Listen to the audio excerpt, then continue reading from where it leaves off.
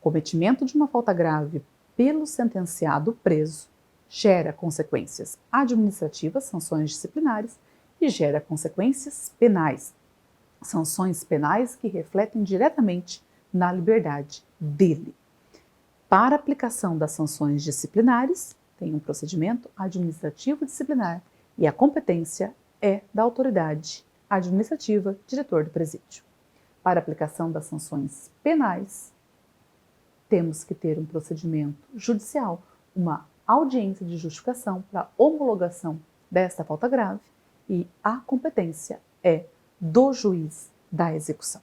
Nesta aula nós vamos estudar esta homologação judicial da falta grave.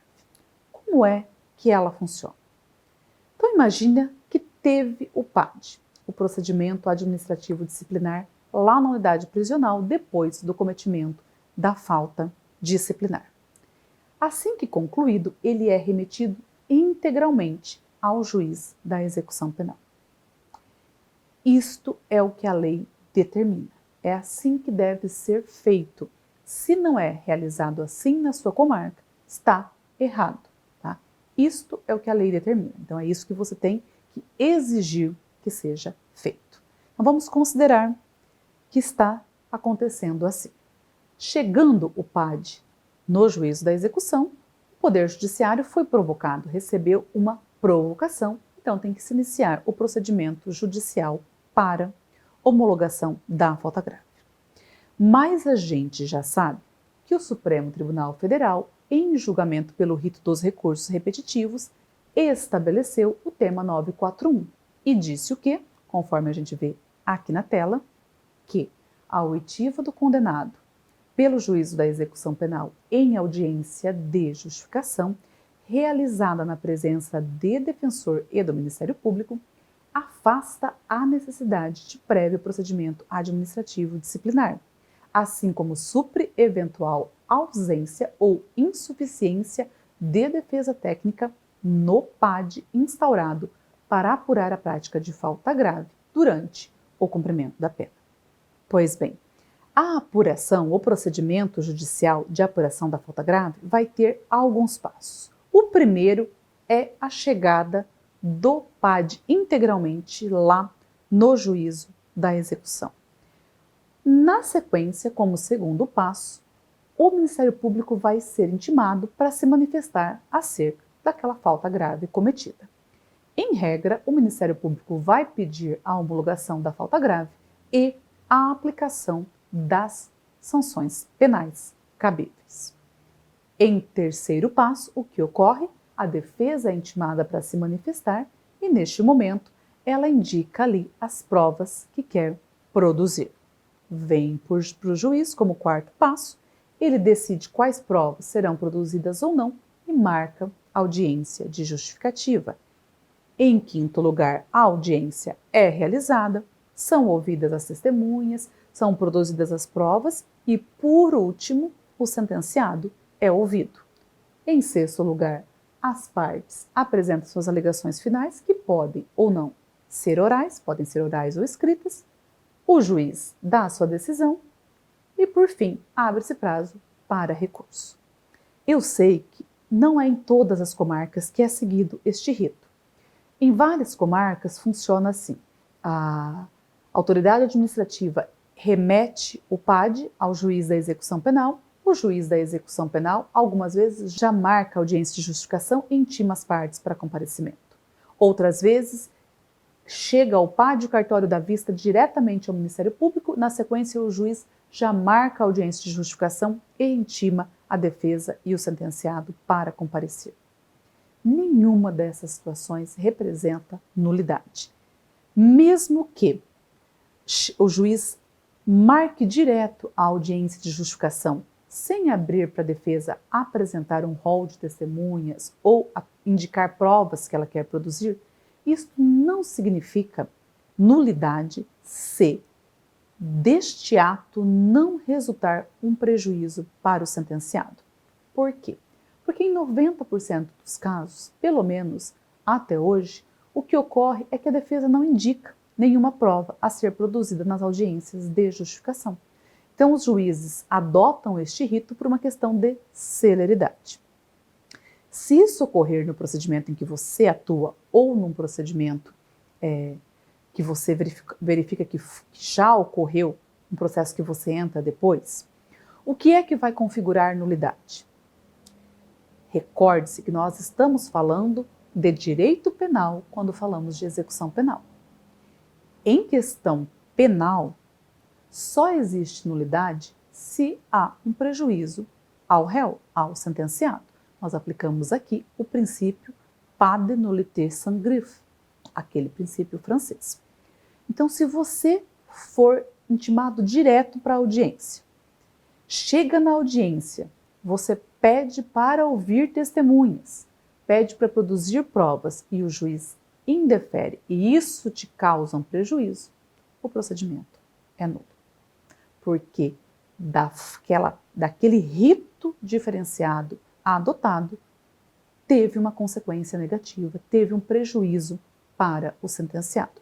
E se não tiver prejuízo, tudo bem. Então, em regra, é isso que vai acontecer. O sentenciado vai ser ouvido na audiência de justificação. Uma pergunta que vocês sempre me mandam, algumas, né? Assim, professora, onde é que está prevista a audiência de justificação na LEP? Ela não está prevista expressamente.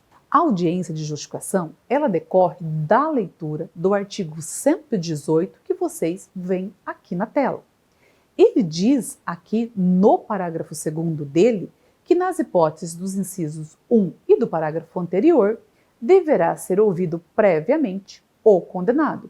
E ele diz no inciso 1 que praticar fato definido como crime doloso ou falta grave gera regressão de regime.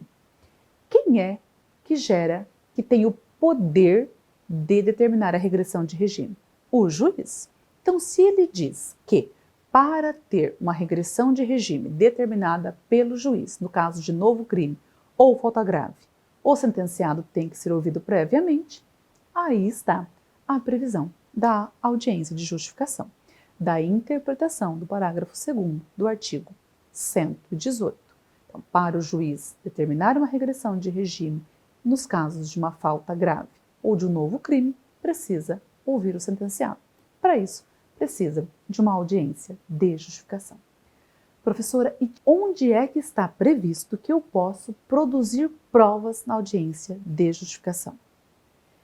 O seu direito à produção de provas na audiência de justificação decorre do princípio do contraditório e da ampla defesa, um princípio constitucional que se aplica a todos os processos judiciais e administrativos.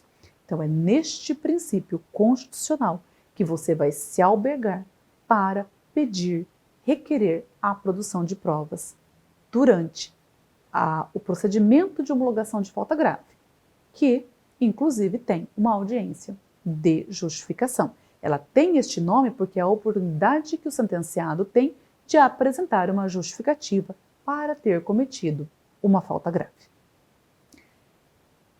E qual é o seu prazo para indicar testemunhas? Quando é que você perde esse direito, que este direito vai estar precluso? Não existe um prazo previsto em lei. A LEP não diz qual é o prazo, afinal de contas, ela não diz nem que você pode apresentar um requerimento de produção de provas. Se não existe um prazo expresso na LEP, nós vamos nos socorrer da regra geral prevista lá no artigo 218 do CPC, em seu parágrafo 3º, que diz que, quando não existe um prazo na lei e o juiz também não estabelece um prazo, o prazo genérico vai ser de 5 dias úteis. Então, o seu prazo para indicar testemunhas ou requerer a produção de prova no procedimento de homologação judicial da falta grave é de 5 dias úteis, em analogia ao CPC. E vai contar de quando? Se o juiz da sua comarca te intimar para se manifestar sobre o PAD juntado na execução para depois ele decidir quais provas serão produzidas e marcar a audiência, vai contar dessa intimação. Se o juiz da sua comarca for aquele que recebe o PAD, abre vista para o Ministério Público e te intima já da data da audiência de justificação, vai contar desta intimação para a audiência de justificação. Então, dali você vai ter 5 dias úteis para fazer um requerimento judicial de produção de provas. Você também pode requerer a oitiva de provas a partir do momento da audiência de justificação, se surgirem fatos novos que exijam a oitiva de testemunhas.